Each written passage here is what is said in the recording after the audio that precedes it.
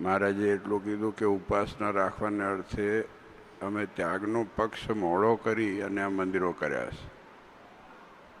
અને આનંદની વાત એ છે કે આ બધા સંતોએ ખૂબ મહેનત કરી અને રાધાકૃષ્ણ દેવના નેજા હેઠળનું આ મંદિર છે. આ બહુ મોટી વસ્તુ છે. દેવનું કરવું અઘરું છે.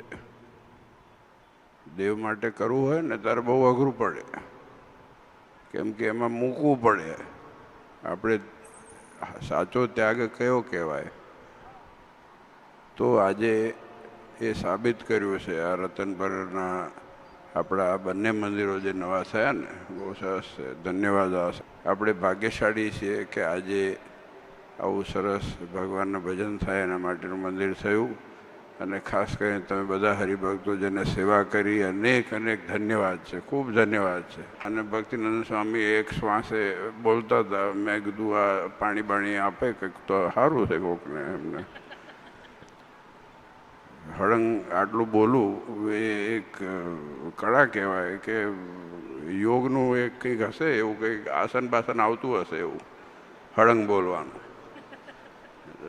મારે તો શ્વાસ બંધ થઈ જાય, હું ચકરી ખાઈને પડું હેઠો.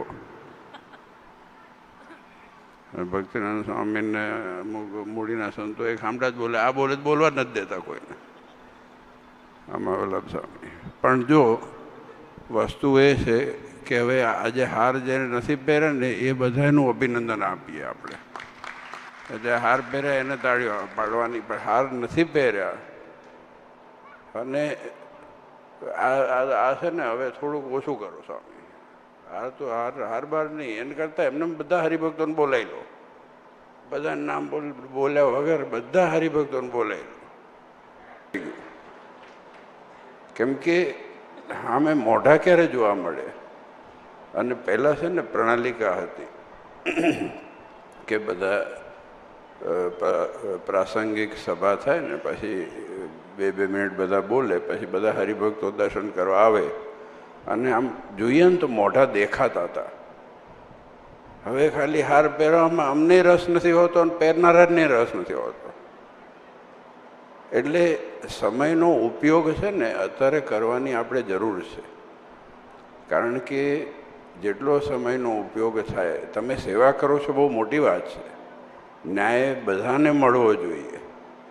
પણ આપણે જોઈ નથી શકતા કે જે લોકો ધારો કે રસોડું ચાલુ હશે એમાં કોને હાર દોરા કર્યા? આટલા બહેનો બેઠા છે, હાર દોરા કોને કર્યા? ચાલો બોલો તમે. આટલા બહેનો આવ્યા છે અહીંયા, આટલા સંપ્રદાયમાં આટલા બહેનો ભજન ભક્તિ કરે છે, એમને હાર દોરા કરવા જાય છે કોઈ? તો એ પહેલાં કથામાં એ બધા આવે છે. એટલે આમાં છે ને આપણે હવે થોડોક સુધારો. ભક્તિનંદ સ્વામી તમે જો કથામાં સંચાલન કરો ને તો બહેનો પહેલાં હશે, પહેલાં આવે છે ને. આ બધા તો આમાં આખું ગ્રામ્ય ચર્ચામાં નીકળ્યા હોય ને આપણે બધા તો, જેમ મને બધે ફેરવીને લાયા એમ પછી આપણે આવીએ પાછળ. એટલે બરાબર છે. મહારાજે કીધું યોગ્ય માણસને યોગ્ય સન્માન કરવું જરૂરી છે, આ વિવેક છે.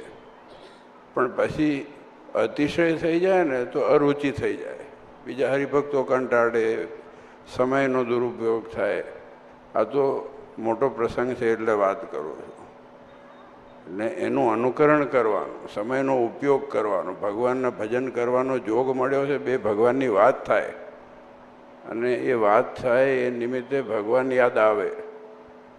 આવો મોટો ઉત્સવ સમયમાં કથા વાર્તા થાય, બે ભગવાનની વાત થાય તો આ જીવનું રૂડું થાય. આ મહારાજના વચનો છે. અને આ રતનપર ગામ તો આ રોડ તો મને આખી જિંદગી યાદ રહેવાનો છે. એમાંથી જે અહીંયા હતા એને ખબર છે. એ 25 વર્ષ હતા આપણા ઓલા મંદિરના. અને પછી એ ક્યારે આવું જોરથી ભૂંગળું વાગતું હતું તો હું વિચારતો હતો, મેં કહ્યું ભૂંગળું બંધ થાય સારું છે, કે મારા ઉપર જ વગાડતા હતા ભૂંગળું. એ ભૂંગળાની લારી હતી ને એમાં ફટાકડા મૂક્યા હતા બધા, અને દેવતા ઉડીને ક્યાંક એમાં જ ગયા તો આખી લારી આખી હળગી ગઈ. તો ભૂંગળું બંધ થઈ ગયું. મેં હાથ જાન છૂટી. ત્યારથી વરઘોડાય બંધ થઈ ગયા. જો આ બહુ મોટી વાત છે, કેમ કે સમયમાં શોભાયાત્રા પહેલાં નીકળતી હતી, બરાબર?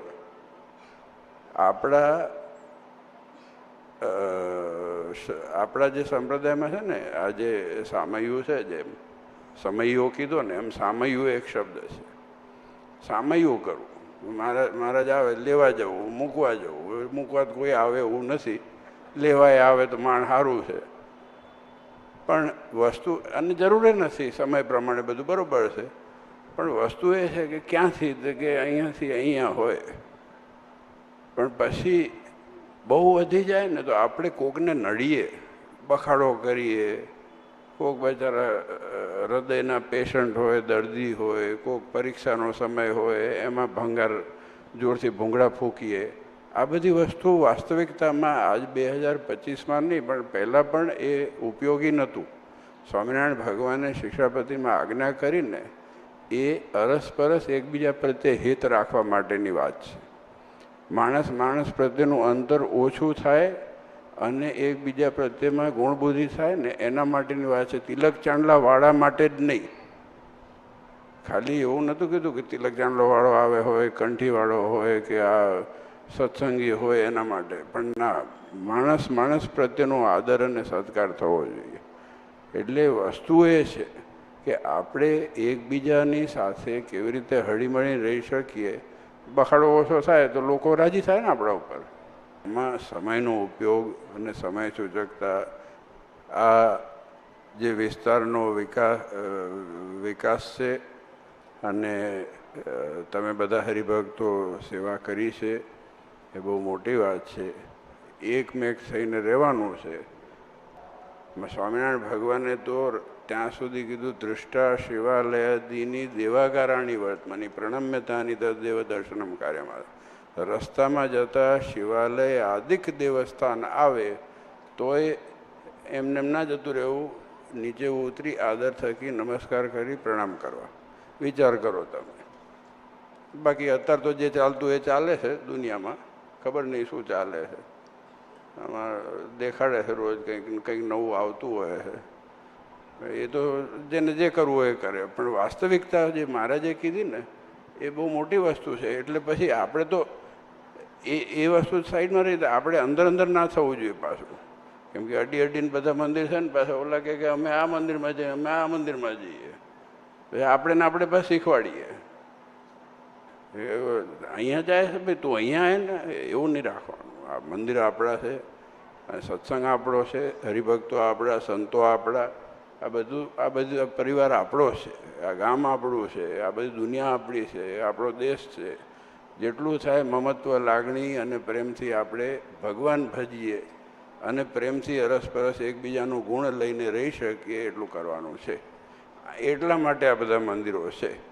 ખૂબ આનંદ થયો. વિશેષ સમય નહીં લો, જો 1:45 થયો છે. હવે બધાને શ્વાસ લઈ અને રસોડા ભેગા કરીએ. શ્રીપતિમ શ્રીધરમ સર્વદેવી